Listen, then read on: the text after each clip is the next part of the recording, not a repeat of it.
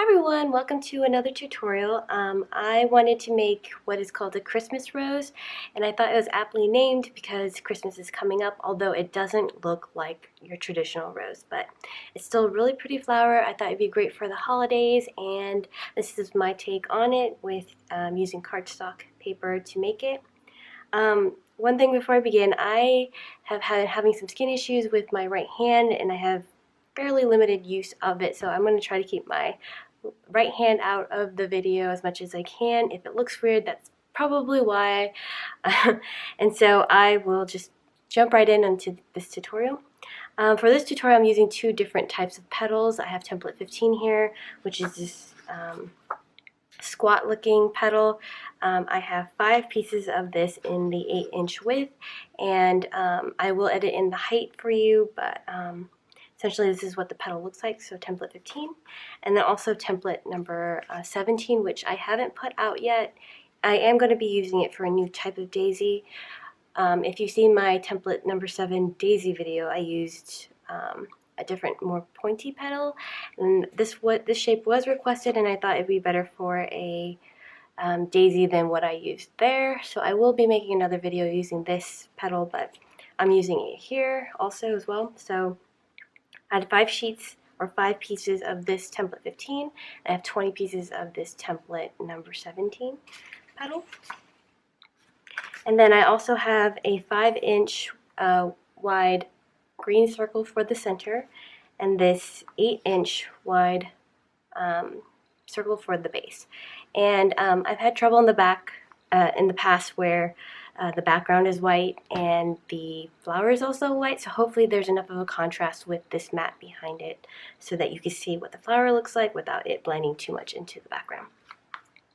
And what I have here is 1 sheet of 8.5 by 11 piece of paper where I've cut that fringe cut. I've had that in my videos a lot, but I've already just glued it together. It's just 1 sheet of 8.5 by 11. I've cut that in half and used my machine to cut that fringe. You can use a scissor to cut something similar, or your cutting machine. I do have instructions on how to do that in separate videos.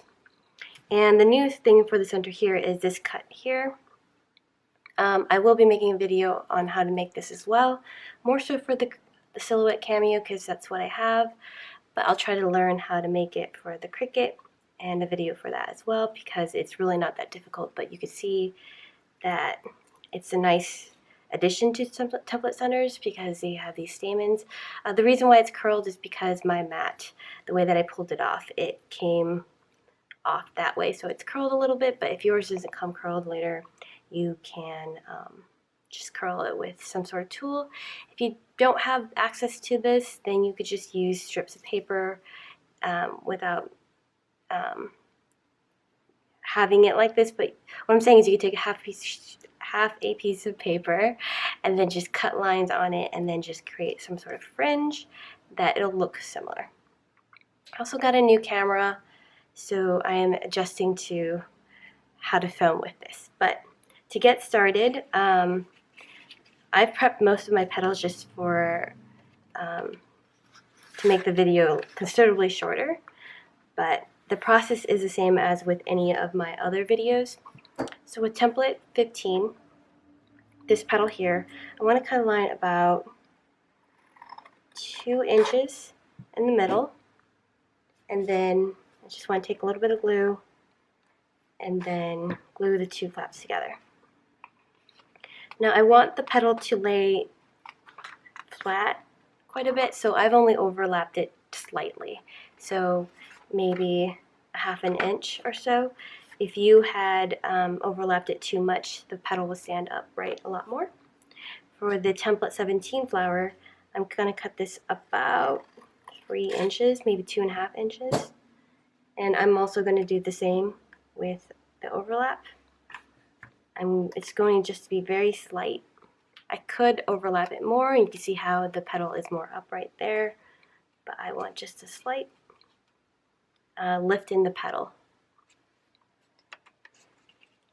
Okay, and so you'll do that for all of the petals there.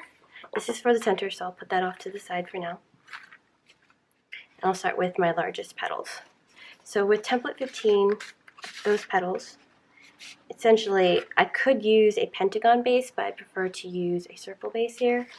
And I like to lay it out so that I can space it out fairly evenly before I glue it down.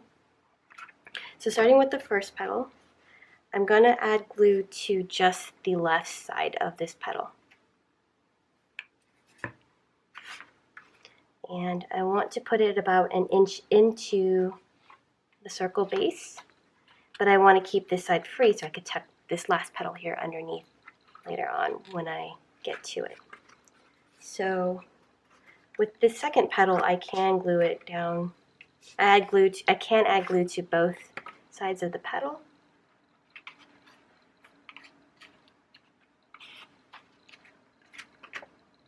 And I can do that for every petal except the last one.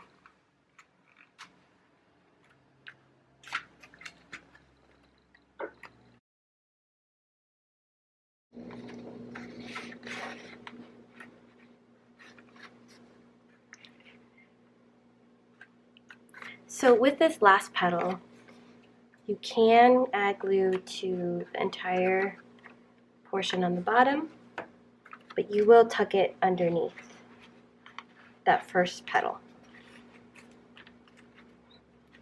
So when you tuck it underneath, you slip, then the overlap is nice and even all throughout the petals in this flower. And this will be the base of your Christmas flower or Christmas rose. And then you just start with these petals next. And what I wanted to do was have 2 petals per large flower, like that. So I'll go ahead and just start gluing them. Now, the thing with these petals is you can curl them. You can add a little bit of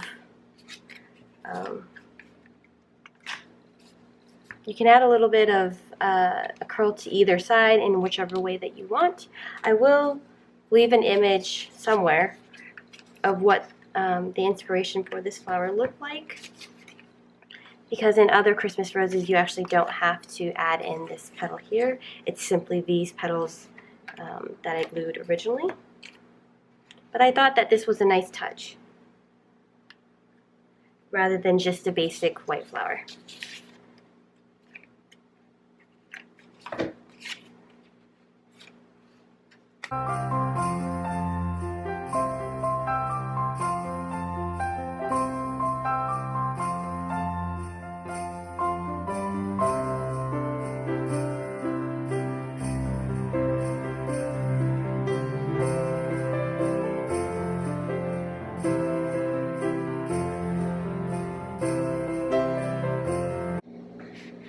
Okay, so that is the flower portion of this Christmas rose, and I think that the Christmas rose, at least what I've seen in pictures, is a very basic flower, but what really makes it is the center. So I'm going to add a green circle to the middle.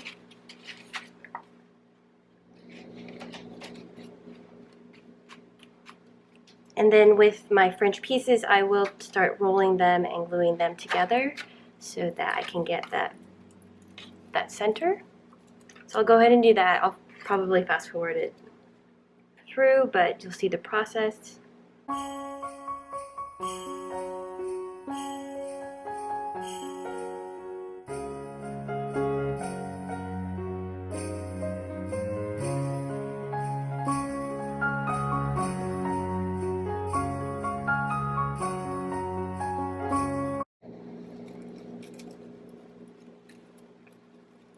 Okay, and that is the first portion of the flower. And the second is just to wrap these sheets around the center. So I'll go ahead and do that with the 2 sheets.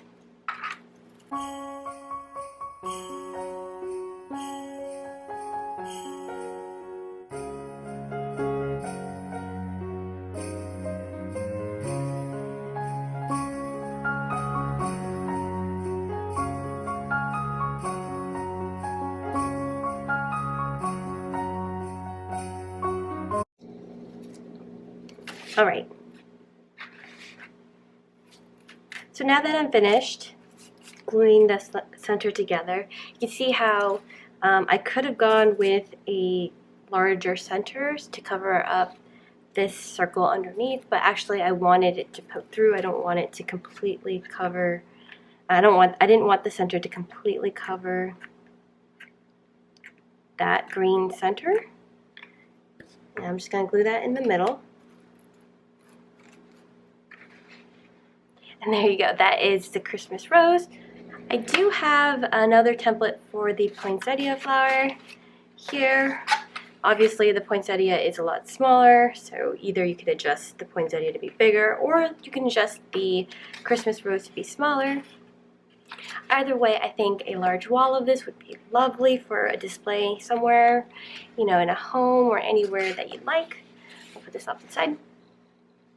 And so please let me know if you have any questions. I will do a tutorial on this center here for the silhouette. Very quick one. It's very easy to do. And please let me know if you have any questions in the comments. Thank you so much for watching. Bye.